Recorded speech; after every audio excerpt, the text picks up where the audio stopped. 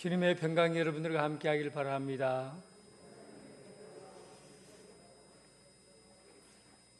유다 이스라엘의 그 땅의 구조를 보면 제일 밑에 남쪽은 예루살렘을 중심으로 한 유다 지역이고, 그리고 그 중심은 사마리아를 중심으로 한 사마리아 땅이 있고, 북쪽은 갈릴리를 중심으로 한 갈릴리 지역입니다.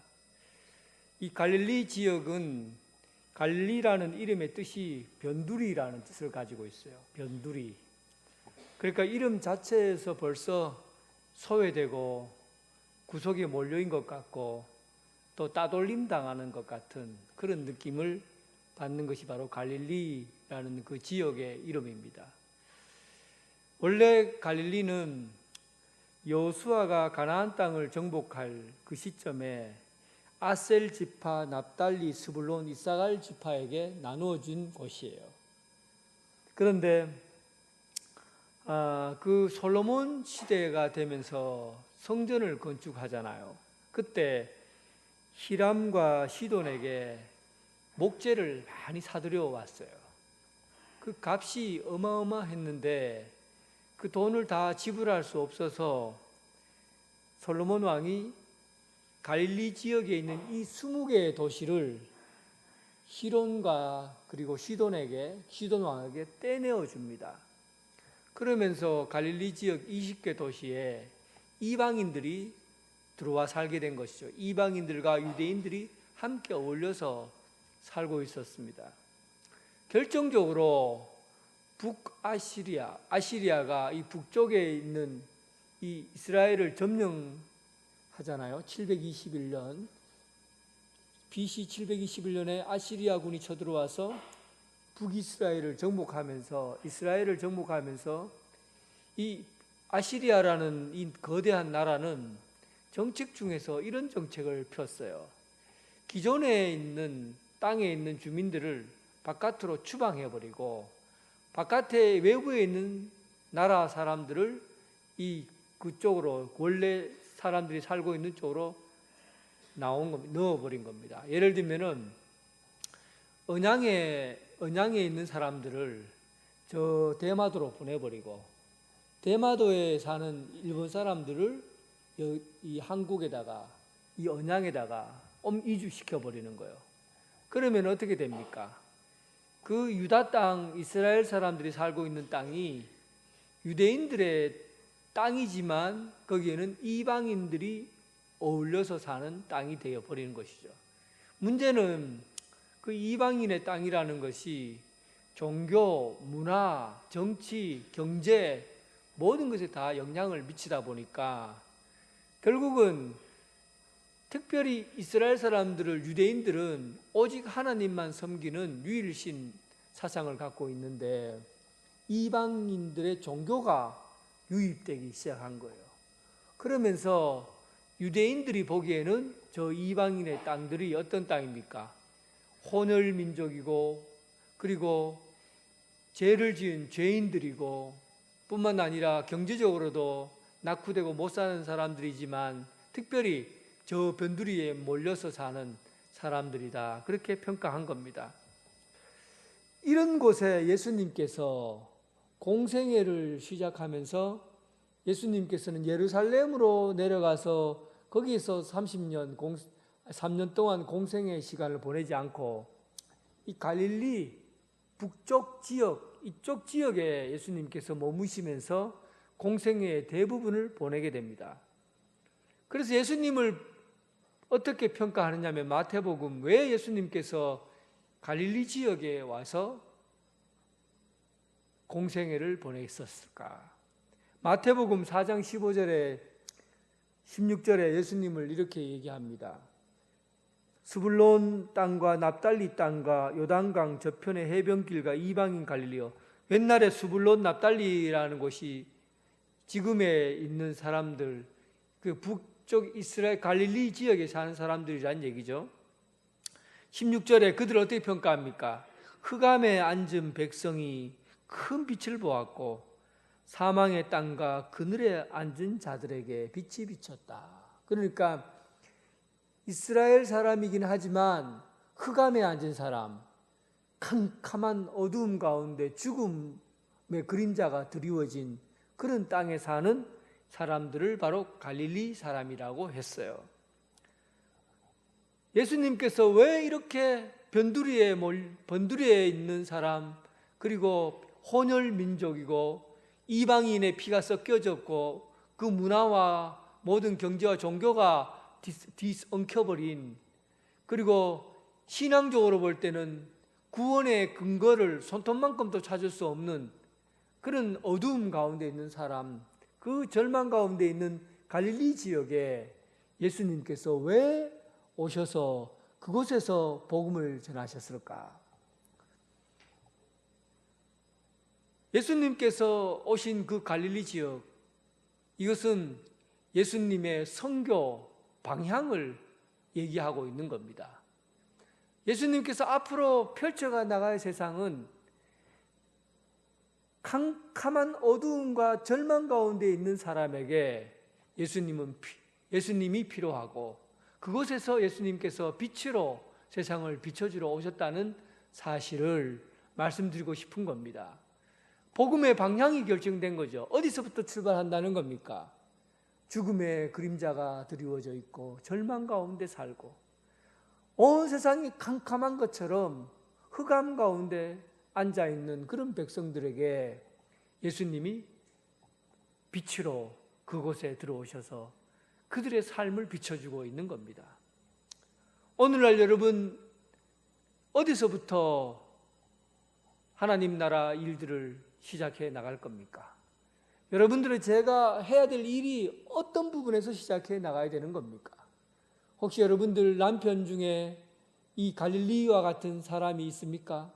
캄캄한 흑암 중에 앉아있고 죄의 어두움 가운데 빠져 살아가고 있는 그런 또 아내가 있습니까?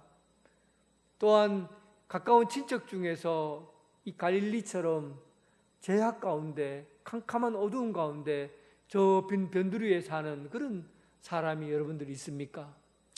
이제 여러분들의 복음의 시작은 여기서부터입니다. 여러분들의 삶의 복음의 방향은 이 어둡고 그늘진 곳에서부터 시작하셔야 합니다. 왜냐하면 예수님께서 시작하신 곳이 바로 어둡고 그늘진 죽음의 그림자밖에 놓여져 있지 않는 그곳에서부터 복음 사역을 시작하셨기 때문입니다. 이제 오늘 예수님께서 이 하나님 나라 복음을 전하면서 하신 일들을 우리 함께 나누어 볼 겁니다. 오늘 23절 본문에 있는 이 말씀은 예수님께서 공생애를 할 때 세 가지 중요한 사역을 하셨는데 그 사역을 마태는 요약해서 우리에게 보여주고 있습니다. 여러분, 길을 갈 때는 목적지를 먼저 정합니다. 목적지를 정하고 나면 그 목적지에 맞게 방법을 선택하는 거예요. 그래야만이 바르게 그 목적지가 가야 될 곳이라고 하면 바른 목적을 선택했다면 바른 방향을, 바른 방법을 선택해야만이 그 목적지에 도달할 수 있는 겁니다. 여러분, 가까이 있는 걸 예를 한번 들어볼 테니까 한번 들어보세요. 저희 집이 여기서 한 300m 정도 가면 됩니다. 가까운 거리에 있죠. 그러면 제가 아침에 일어나서 교회까지 오는데 어떤 방법을 가지고 오면은 좋을까? 목적지가 교회예요. 집에서 출발해요. 그러면 어떤 방법을 가지고 가면은 이곳에 도착할 수 있을까?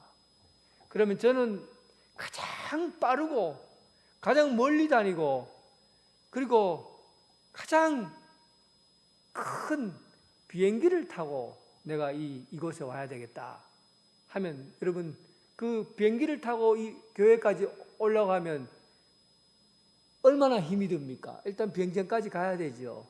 비행장까지 가도 언양에 비행기가 쓸 데가 없어요. 그러니까 목적은 정해도 비행기라는 걸 타고 올라가면 못 오는 게 이곳입니다. 그러면 안 되겠다. 다른 방법을 선택해. 배를 타고 큰 배를 타고 내가 이 교회까지 오겠다. 그럼 배를 타고 올 수 있습니까? 배를 타려면 바닷가에까지 가야 되고 바닷가에서 이 언양 제일교회까지 오려면 어떻게 옵니까?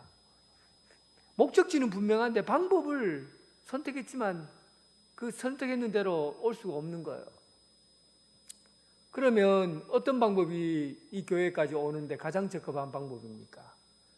걸어서 오는 거예요. 두 다리를 가지고 걸어서 쫄래쫄래 걸어오면 15분만 하면 딱 옵니다.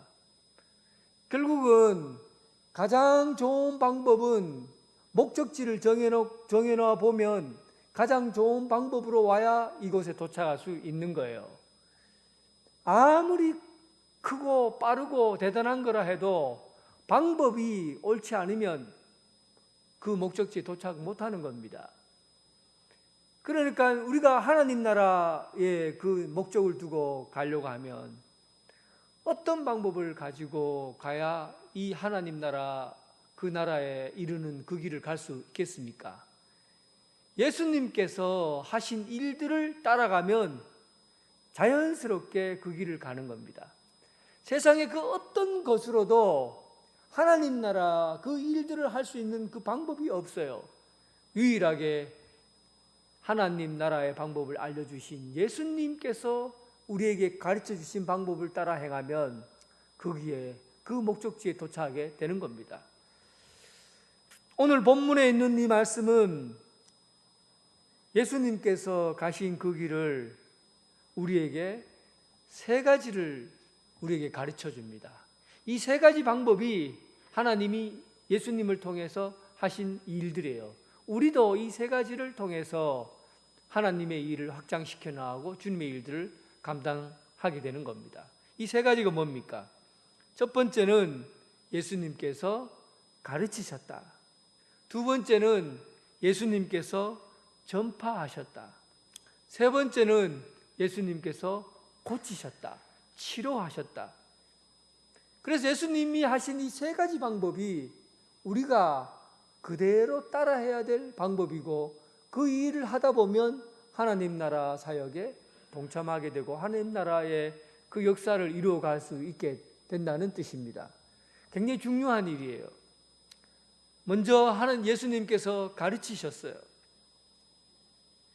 유대인들은 이 흩어져서 오랫동안 살았어요. 몇백 년, 최소한 460년을 나라가 없이 흩어져 살았던 백성들이 바로 이 유대인들이에요. 그래서 유대인들은 성전에서 예배를 드리다가 온 세계 유럽, 아프리카, 소아시아 이 지역이 흩어져서 살았기 때문에 그들이 예배 드릴 수 있는 방법은 성전이 아니라 그들이 회당을 짓고 회당에서 예배 드리고 기도하고 말씀을 들었어요. 회당은 유대인들이 8명만 있으면 그 지역에 8명만 있으면 회당을 지어서 모임을 가졌습니다. 그런데 이 회당은 말씀을 누가 전하느냐면 회당을 관리하는 회당장이 있는데 그 회당장이 말씀을 전하는 게 아니라 그 지역에서 유대인들 중에서 학식이 있고 말씀을 잘 전할 수 있는 사람을 뽑아서 그때마다 말씀을 해석할 수 있도록 누구든지 말씀을 해석하는 사람이 있으면 그 사람을 뽑아서 말씀을 전하게 했어요. 예수님께서는 오늘 이 갈릴리 지역에 두루 다니시다 보니까 회당에 들어가게 되신 것이죠. 회당에서 회당장이 예수님에게 말씀을 전할 수 있도록 자리를 내준 겁니다. 예수님은 그곳에서 하나님의 말씀을 해석하고 하나님의 말씀을 전하고 그들에게 말씀을 가르쳤어요. 예수님께서 가르치신 것은 하나님의 말씀이에요. 하나님의 말씀을 해석하고 가르치심으로 그들에게 가르침을 준 겁니다. 요즘 제가 읽고 있는 책 중에 정재승이라는 뇌를 연구하는 물리학자인데 이분의 책을 읽고 있어요. 이분이 미국에서 예일 대학 연구원으로 갔는데 거기에서 그 직원이 입학 원서를 쓰면서 기록하면서 그 사람의 이름을 빨간색 볼펜으로 정재승이라고 이름을 쓴 거예요. 그러니까 이 정재승이라는 분이 그 사람을 보고 깜짝 놀라서, 아니 왜 이름을 쓸 때 빨간색으로 이름을 쓰냐고 막 화를 내면서 얘기를 했어요. 여러분 이해갑니까? 왜 빨간색으로 이름을 쓰냐고. 그러니까 그 미국 사람이니까 그분이 하는 말이, 여자분이 왜 이름을 빨간색으로 쓰면 안 되냐고. 이름을 빨간색으로 쓸 수 있지.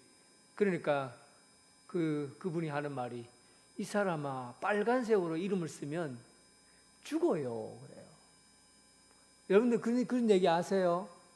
이름을 빨간색으로 쓰면은 그 죽은 사람에게 이름을 빨간색으로 쓴다고 해서 빨간색 볼펜이나 빨간색으로 이름을 잘 쓰지 않습니다. 전부 미신이에요. 그래서 정재승이라는 이 물리학자가 자기 스스로 놀란 거예요.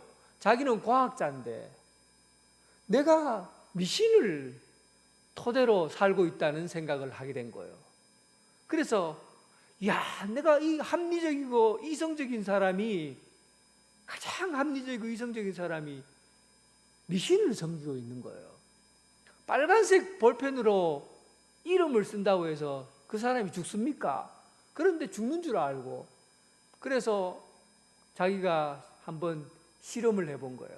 집에 가서 A4 용지를 넣고 빨간색 볼펜을 가지고 한글로 정재승하고 다 써봤어요. 죽었을까요? 살았을까요? 안 죽지요. 그런데도 불구하고 인간이 이런 미신을, 인간의 가장 중심에서 진짜 중요한 것을 결정할 때 미신을 믿고 있더라는 겁니다. 한국 사회가요, 미신 덩어리입니다. 한국 사회가. 엘리베이터에 4자 씁니까? 1층, 2층, 3층, 그 다음에 무슨 층이요? F, 5, 6, 7 이렇게 나오잖아요. 왜 F라고 그래요? 4라고 쓰면은 4자는 죽을 4자라고 그래서 죽는다고 생각해요. 그래서 4자는 재수 없어서 4자를 쓰지 않는다는 거예요. 이게 한국 사회 전체가 여러분 그 믿고 있는 세계 구조예요. 어떻게 엘리베이터에 4자, 숫자로 4자 쓰면 왜 안 돼요? 그래도 죽는다고 생각하는 거예요. 밤에 휘파람 불면 뭐가 나타납니까? 여러분들은 안 믿으니까 모르지요. 밤에 휘파람 불면 뱀이 나타난다고. 그래서 밤에 휘파람 불지 말라고 그래요. 장모님 집에 가면 닭 날개 줍니까? 안 줍니까? 닭 날개 안 줘요. 왜 안 줍니까? 바람 피인다 생각하죠. 닭 날개 먹는다고 바람 핍니까? 그런데도 안 줘요. 바람 필까봐. 이런 구조를 우리 사회가 안고 살고 있다고요. 제가 한번 여러분들에게 한 얘기입니다. 제자훈련 받는 어떤 한 집사님의 이야기인데, 이분이 제자훈련을 한 달쯤 하다가 자기 신앙을 고백하는 거예요. 목사님, 내가 참 이렇게 믿음이 약하고 토대가 약한 줄을 내가 말씀을 공부하면서 알았다는 거예요. 그 왜 그러냐니까, 자기 아들이 고3 때 뭐 서울대학인지 어딘지 갈 수 있는지 무당인데 물었대요. 우리 아들 대학 들어가겠습니까? 못 가겠습니까? 하고 무당을 찾아갔다는 거예요. 진짜 중요한 결정을 할 때 집사님인데 자기가 무당을 찾아가더라는 거예요.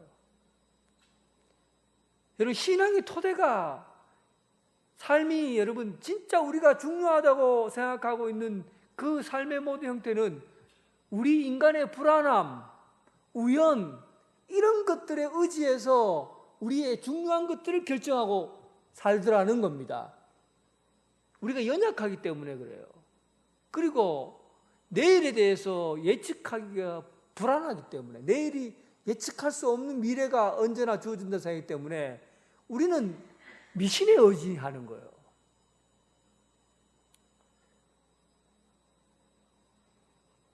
예수님께서 이 세상에 오셔서 사람들에게 가르칠 게 있겠습니까? 예수님께서 그냥 보여주면 되는 거 아니에요. 기적을 베풀어주고 사람을 바꾸라고 변화시키고 이러면 되잖아요. 그런데도 불구하고 예수님은 사람들을 불러 모아놓고 말씀을 가르쳤다는 겁니다. 그러니까 예수님께서도 사람들을 불러 모아놓고 가르쳤다는 것은, 신앙은 예수님의 말씀을 가르친 것처럼 가르침을 통해서, 배움을 통해서, 훈련을 통해서 우리의 토대가 결정되고 신앙이 결정되어 가는 것이지, 배우지 않고 가르침을 받지 않고 그냥 믿음 생활하는 것은 대체적으로 인간의 감정이라든지 분위기라든지 우연이라든지 불확실한 그런 것 때문에 불안한 미신을 찾게 되어 있다는 겁니다. 그리고 그것을 토대로 믿음 생활을 한다는 거예요. 가장 확실한 말씀, 흔들리지 않는 말씀, 어제나 오늘이나 동일한 말씀, 오늘 있다가 사라지는 말씀이 아니라 언제나 그대로인 하나님의 말씀, 이 말씀을 통해서 우리의 신앙이 든든히 세워져 가야 합니다. 이것이 우리가 그리스도인으로 살아가야 되는 첫 번째 주님이 걸어가신 사역이에요. 우리 교회는 우리 장로님이 기도하신 것처럼 내년에 120주년을 맞이합니다. 120주년을 맞이하면서 우리는 두 가지 건물을 지을 거예요. 첫 번째는 이 지역사회와 소통하는, 다음 세대를 준비하는 그런 교회 건물로서 이 외적인 건물을 우리는 생각하고 있습니다. 두 번째 건물은 이것보다 더 중요한 내적인 건축이에요. 주님의 말씀을 배우고 익혀서 내적으로 든든히 성장하고 세워지는 교회예요. 이런 교회를 세우기를 원합니다. 이제 장로님 두 분이 은퇴하셔서 우리 교회 장로님도 또 뽑아야 되고, 또 권사님이나 또 항종 집분자, 안수 집사님, 항종 집분자도 또 교회 일꾼들을 세워야 합니다. 저는 이번에 일꾼 세울 때 하나님의 말씀 앞에서 세워진 사람이 나는 직분을 맡았으면 합니다. 든든히 세워진, 말씀으로 세워진 사람, 내적인 건축이 되어진 사람이 주님의 일들을 해야죠. 건축이 되어 있지 않는데 인기 투표처럼 그렇게 투표로 결정해버리면 하나님의 사역에 큰 지장을 갖게 됩니다. 아무쪼록 여러분, 올 3월 달부터 제가 제자 훈련을 하려고 합니다. 줌으로 해야 될 거예요. 그때 여러분, 하나님의 일꾼으로 세우시기를 원하는 사람은 신청하십시오. 제자 훈련 받으십시오. 하나님의 말씀으로 든든히 세워져는 그런 일꾼으로 여러분 사역을 감당할 수 있는 그런 여러분 되시길 주님의 이름으로 축원합니다. 두 번째는 예수님께서 하신 일은 복음을 전파하는 거예요. 하나님 나라를 전파하셨어요. 교회를 나타내는 4가지 표지가 있습니다. 이건 조직 신학에서 이야기하는 건데요. 교회는 4가지 얼굴이 있다고 생각해요. 첫 번째는 교회는 거룩하다. 두 번째는 교회는 보편성을 가지고 있다. 세 번째는 전 세계 교회는 하나이다. 일치성을 가지고 있다. 마지막으로 교회는 사도성을 가지고 있다. 그래요. 그런데 캐톨릭 교회하고 개신교 교회하고 일치가 되지 않는 이 표지 중에 일치가 되지 않는 게 바로 사도성이에요. 이 사도성에 대해서는 둘 다 물러서질 않아요. 왜냐하면 가톨릭에서는 사도성, 그러니까 예수님의 제자, 예수님과 함께 따라다니면서 복음을 전했던 예수님의 12제자의 그 사도적인 그 권리를 누가 권리를 이어받냐면 로마에서 순교한 베드로의 그 수제자인 베드로의 그 사도적인 권위가 로마에 있는 교황에게 그 사도적인 권위가 연결된다고 본 거예요. 사도성은 교황에게 이어진다고 본 겁니다. 그래서 그 교황에서 2대 교황, 3대 교황, 4대 교황, 그렇게 해서 교황에 의해서 사도적인 권위가 이어지고 연결되어 간다는 거예요.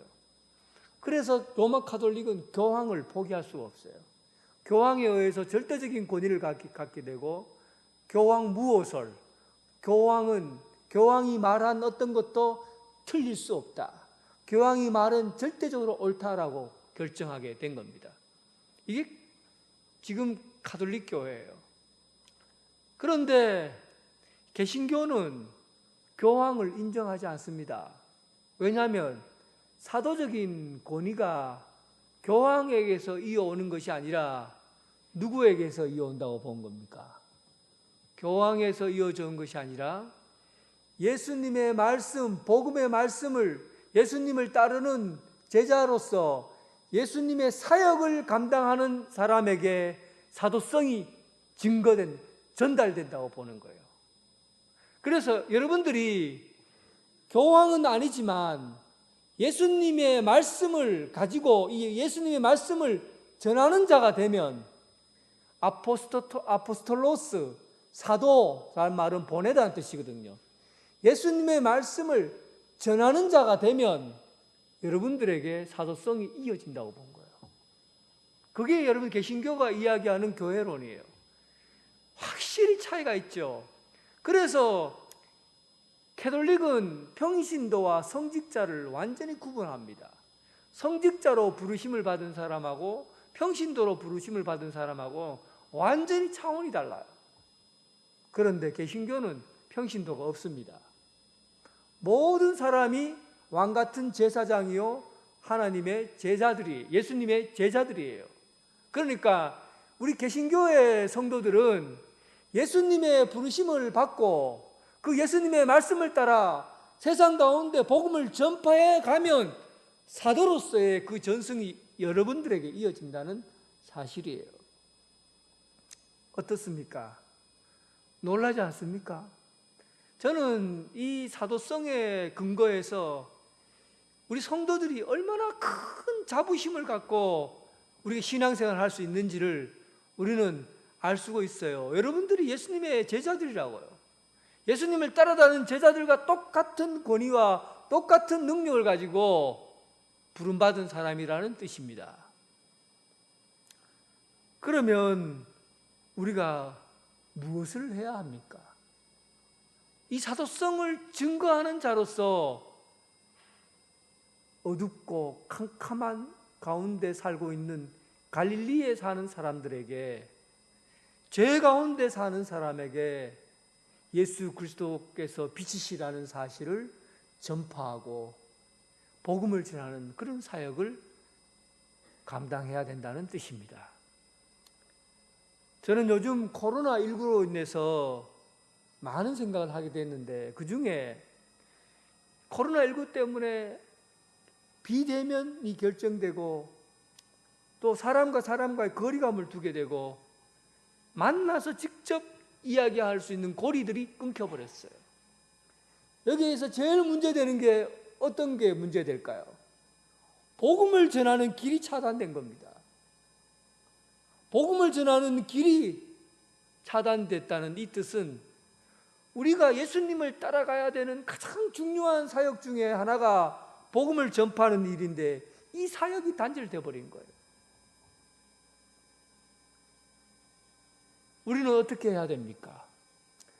그럼에도 불구하고 이 코로나19로 인해서 주어진 이 어두운 곳에서 복음 전하는 사역을 우리에게 맡기셨다는 것은 이 때가 마지막 짙은 어둠의 시대라는 것을 우리에게 경고해 주고 있다는 것입니다. 우리는 이 시대에 부름받은 종들입니다. 사도들이에요. 여러분과 저는 이 시대에 정말 빛을 전해줄 수 있는, 캄캄한 어두운 가운데 사는 사람들에게 빛을 전하는 그 사도적인 사명을 감당해야 될 그 사역을 주님께서 맡기셨다는 겁니다. 여러분, 이 일들을 감당하시겠습니까? 감당하시겠습니까? 우리 그리스도인들은 복음 전하는 사역이 사도의 사역이니 반드시 이 일들을 감당해야 됩니다. 세 번째, 예수님께서 하신 일들은 억눌린 자, 그리고 상처 입은 자,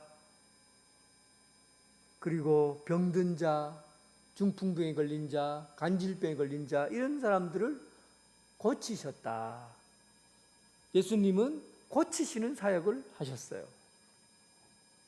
예수님 당시에 의사들은 이게 돈을 많이 버는 직업이기도 했지만은 신뢰가 많이 떨어지는 사람들이에요. 그래서 그때 당시에 속담 중에 성경에 나온 속담이에요. 의사야, 너 자신이나 고쳐라, 이런 속담이 있어요. 그러니까 지금의 의사들하고는 차원이 다릅니다. 형편없어요. 그런 사람들이 그때 당시 의사입니다. 그래도 진료비를 많이 뜯어내고 또 환자를 오랫동안 기다리게 하고 그리고 태만하고 고통받는 사람에 비해서 의사들에 대한 불만이 끊이질 않았어요. 그래서 랍비들에게 있어서 의사는 아무리 잘해도 지옥 간다라는 말이 있을 정도로, 의사가 되면 지옥 간다라고 말이 있을 정도로 이 의사에 대한 평가가 안 좋았어요.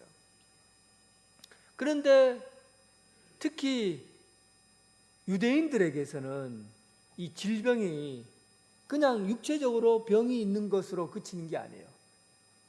유대인들에게 질병은 영적인 것과 관계되어 있습니다. 눈이 먼다든지 중풍병에 걸린다든지 이러면 전부 다 죄를 많이 지어서 죄 때문에 온 결과라고 본 거예요. 그러니까 육체가 병든 것도 고통스러운데 이거보다 더 고통스러운 것은 정신적이고 영적인 고통이 더 심했다는 거예요. 이런 부분에서 그때 당시 의사들은 치료자가 되지 못했던 겁니다. 돈만 뜯어내고 그리고 오래 기다리게 하고 그리고 못 고치고 그러면서도 사람을 괴롭혔던 사람들이 그 당시 의사인데, 예수님은 우리를 치료하시는 분인데 온전한 치료자이시다. 그리고는 예수님을 뭐라고 얘기하냐면, 예수님은 우리의 연약함을 돌보시는 분이시고 우리의 상처를 대신 짊어지신 분으로 소개하고 있습니다. 요즘 저희 아버지가 이제 수술을 하고 병원에서 그냥 침실에 누워 계신데 옆에서 간병인이 돌봐야만이 이제 제대로 뭐 화장실도 못 가고 하니까 간병인이 다 돌봐야 됩니다. 그런데 제가 간병인을 오래 지켜보지는 못했지만 간병인이 어쩌면 의사보다 덜하고 얘기하기는 어렵지만 의사만큼 중요한 사람이 간병인이다라는 생각이 들더라고요. 옆에서 목욕시켜주고 뭐 얼굴 닦아주고 그리고는 옆에서 이야기를 다 들어주고 또 얘기를 하고 하는데, 아버지가 간병인 때문에 얼굴이 환하게 펴지더라고요. 그러니까 육체적인 병보다도 더 중요한 게 이 마음의 병이고 영적인 병이에요. 옆에서 얼마나 따뜻하게 돌봐주느냐에 따라서 이 병자가 느끼는 그 내적인 상태는 차원이 다른 겁니다. 그래서 의사가 이 몸을 고치지만 이 마음의 병을 고치는 것은 간병인이 하는구나. 옆에서 어떻게 말을 하고 어떻게 도와주냐에 따라서 이 마음의 상처를 극복하게 하고 돕게 하는 분이 바로 간병이더라고요. 그래서 여러분, 예수님께서 치료하신 걸 보세요. 예수님은 온전한 치료자셔요.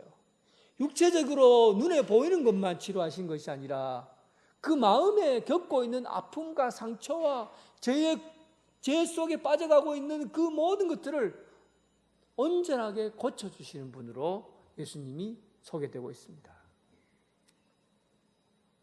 예수님께서는 치료자이셔요.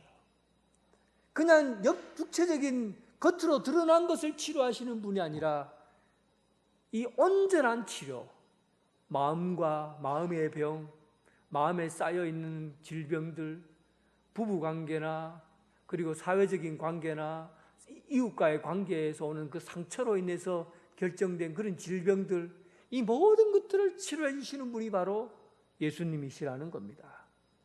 그러면 우리가 어떻게 해야 됩니까? 우리는 예수님을 따라가야 되는데 우리는 어떻게 해야 됩니까? 우리도 예수님처럼 치료자로 살아야 합니다.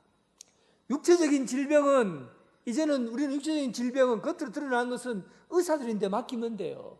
병원을 소개해주고 병원 가서 잘 치료할 수 있도록 해주면 돼요. 그러나 마음에 담겨있는 질병, 영적인 것은 우리가 도와줄 수 있습니다. 예수님께서 그렇게 하셨던 것처럼 그들과 아픔을 함께 나누고 슬픔을 함께 느끼고 고통을 함께 경험했던 예수님처럼 우리가 그 아픔을 경험하고 있는 자들의 그 아픔과 상처를 함께 나누고 그 상처를 함께 짊어지려고 할 때 그때 온전한 치료가 이루어진다는 사실이에요. 그 일을 주님께서 우리에게 맡기신 겁니다. 사랑하는 성도 여러분, 예수님이 상처받은 이들의 치료자가 되신 것처럼 우리도 또한 주님의 길, 상처받은 자들을 위한 치료자로서 그 사역을 감당할 수 있는 여러분 되시길 주님의 이름으로 축원합니다. 이제 여러분, 산에 눈이 내리면 길이 없어요. 그런데 누군가가 이 눈이 온 그 길을 걸어가서 발자국이 남겨져 있으면 뒤따라가는 사람은 다른 것 못 보고 발자국만 보고도 그 길을 찾아갈 수가 있습니다. 예수님께서 하나님 나라 그 길을 가는 발자국이에요. 우리는 주님께서 가신 그 길 발자국에 발만 얹어 놓으면 됩니다. 예수님께서 가르치셨듯이 우리는 말씀을 배우고 훈련한 일들을 발을 디뎌 한 걸음 내디디셔야 됩니다. 예수님께서 하나님 나라의 복음을 전파하셨듯이 우리는 어둡고 캄캄한 곳에 사는 이들에게 복음을 전하는 사도가 되어야 합니다. 예수님께서 연약하고 약한 자들에게 치료자가 되어 주셨듯이 이제 여러분들은 마음과 영적으로 어둠에 눌려있는 사람들을 치료해 줄 수 있는 치료자로서 사명을 감당해야 합니다. 이 길을 위해서 주님께서 하나님 나라를 이 세상 가운데 확장시켜 나가고 하나님의 뜻이 이 땅 가운데 이루어지는 놀라운 일들을 여러분들을 통해서 하나님 예수님을 따르는 제자로서의 사명을 감당하는 여러분들을 통해서 그 일을 이루어갈 것이라 믿습니다. 그 일에 동참하는 주님의 제자가 되길 주님의 이름으로 축원합니다. 하나님 아버지, 코로나19로 인해서 온 세상이 캄캄합니다. 사람과 사람이 만날 수 있는 길이 단절되고 예수 그리스도의 이름, 그 환한 빛을, 광명의 빛을 전하는데 어두움이 너무나 짙습니다. 그럼에도 불구하고 어둠이 빛을 이길 수 없음을 믿고 복음 들고 세상으로 나아가게 하여 주옵소서. 특별히 하나님, 우리가 살아가고 있는 이 곳 가운데 주님께서 가르쳐 주신 말씀을 익히 배우게 하시고 제자 훈련을 통해서 주님의 말씀을 배우고 익혀서 제자로서의 사명을 감당해 가게 하여 주옵소서. 특별히 상처받고 고통당하는 질병 가운데 있는 이들을 찾아가게 하시고 내적인 상처, 외적인 상처보다 내적인 상처에 귀를 기울여 말씀을 잘 들어주고 아픔을 함께 나누고 연약함을 함께 나누는 그런 제자로서의 삶이 되게 하여 주옵소서. 예수님 이름으로 기도드립니다.